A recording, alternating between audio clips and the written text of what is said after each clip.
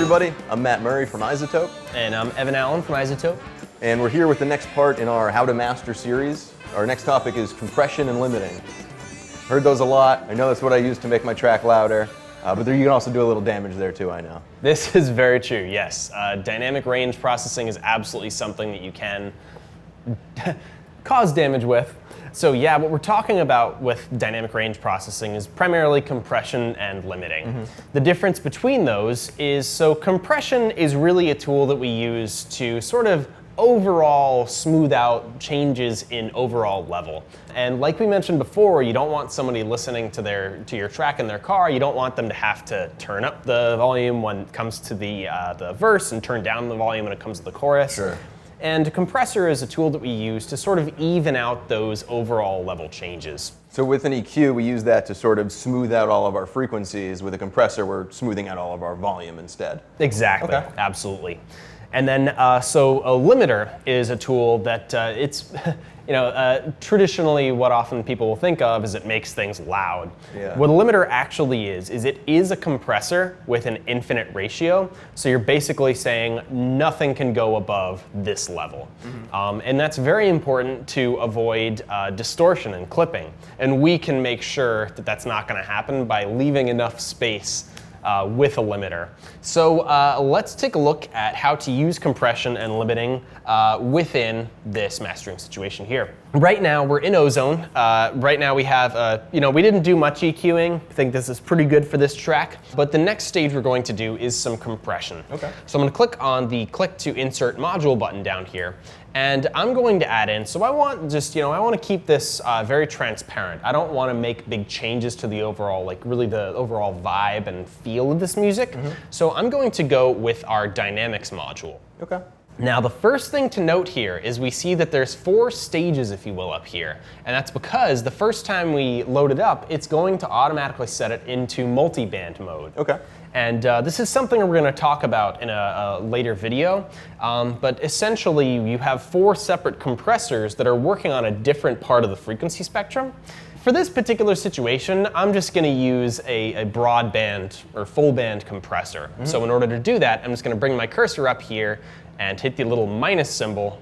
And that's going to bring us now, we just have a single compressor compressing all frequencies evenly. So sometimes we'll want to compress the whole track at once, but sometimes it makes sense to split that up so you can maybe compress the low end different from the mid-range. Exactly, Okay. Yeah. In some situations, your low end may be really intense and you may want to control that a little bit differently. Here, the overall balance, I think, is great. So we're just going to stick compressing overall. Now, some of the first things, really the things that you want to be familiar with in a compressor are threshold, ratio, attack, and release. Those are really the primary things you're concerned with here. Okay. So the threshold being at what point, at what level is it going to start compressing? Again, I may not be working in the most ideal listening situation. So one of the things we have here, if we click on this little button, is going to show us, that little line is showing us the gain that's being reduced by our compressor here. And so we'll see over here that this is the threshold. And as I pull this further down, we're getting really intense compression right now. And we can see over here as well, right now we're hitting like negative 20 decibels of compression. We would never want to do that. Pretty extreme example, yeah. It's very extreme. So in this meter here, what I'm seeing in the red is, that shows me how much compression is happening, and the purple bars are the actual volume of my track? Exactly, exactly. So some general sort of best practices with compression and mastering. We're generally going to use a very gentle ratio. And the ratio is essentially saying, so we've got our threshold. The ratio is saying for every decibel over the threshold, how much do we want to really sort of pull back? And you could think of a compressor sort of as like an engineer, like riding the fader. So when it gets too loud, he's going to turn it down. The ratio is how far does he turn it down once it gets over that threshold. Okay. And that's generally going to be between like 1.3 to generally a high ratio for mastering is 2. So that's Okay. 2 to 1. And at that point, every 2 decibels over the threshold, the compressor is going to get rid of 1 decibel. So it's just basically halving it up from there. So for this, we don't want to compress too intensely. So I'll go for maybe like 1.5 or 1.6. Some tools that we have here that are very useful. One is this adaptive release function. What that's doing is anytime, so as soon as a transient, like a kick drum comes through or a snare drum, it's going to treat the release time for the compressor differently than if I'm just singing out a held note or something. It's going to treat those differently, which is going to make it less obvious, really, what the compressor is doing. Those two compressor controls, the attack and the release, that's affecting how quickly the compressor kicks in. Exactly. And then the release is how quickly or long it takes to turn back off.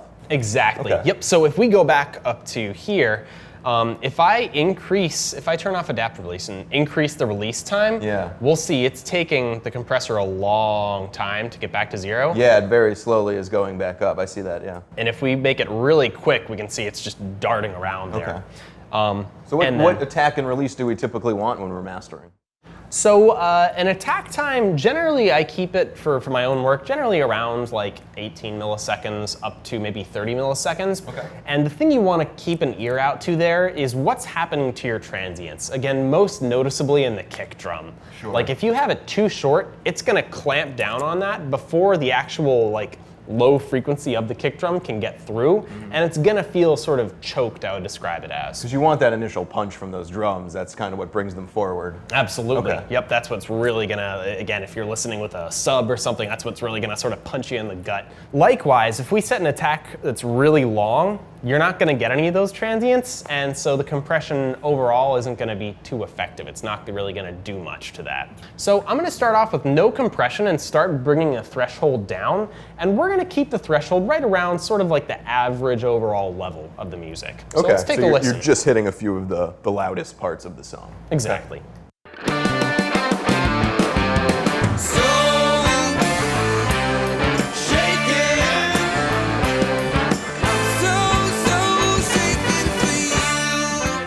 So we see here, we're getting like 1 to maybe 2 decibels of gain reduction. So it's pretty transparent. It's not gonna be obvious what it's doing, but overall, once we get to the limiter, that's gonna help bring more energy to it. And it's gonna feel generally fatter, thicker. Okay.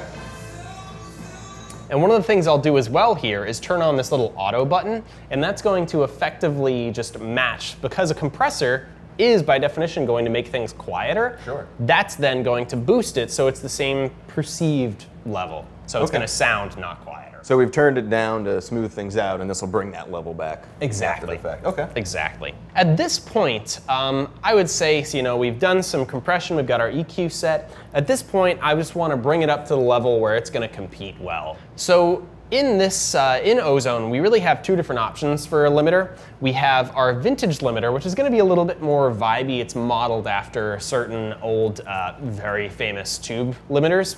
For this one, though, I want to keep it really just sort of really clean. So I'm going to use our maximizer.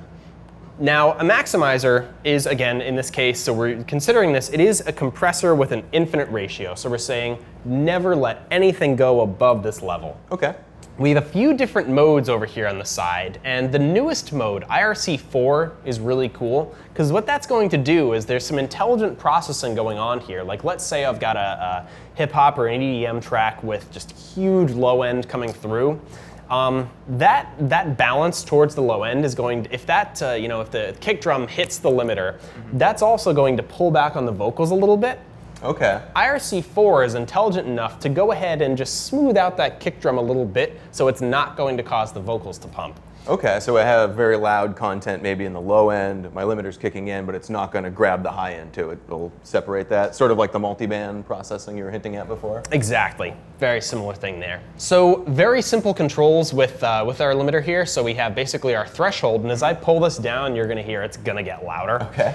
And then over here is our ceiling. So what's the maximum level? So again, the primary thing you're gonna notice here is it's gonna get louder. Let's give it a try.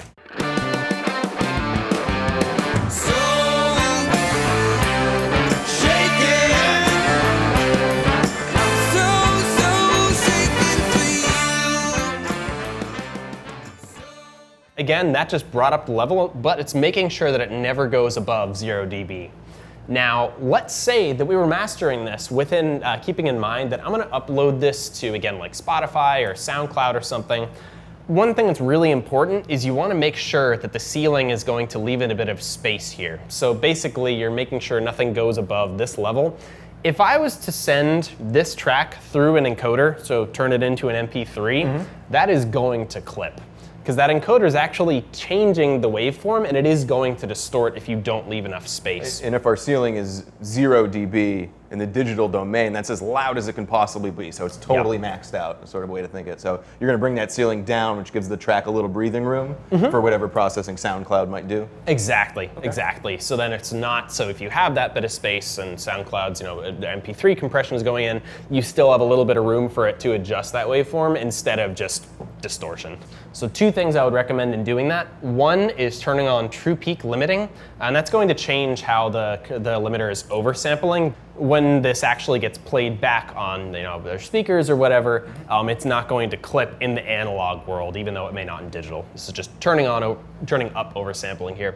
And the ceiling I would recommend keeping around like -1, maybe -0.8. Sometimes in some cases even as low as -1.5 dB. Okay. It really depends on the individual track itself. Let's just hit bypass. And again, the biggest difference you'll notice right off the bat is level. It's going to be louder. But this is without any processing.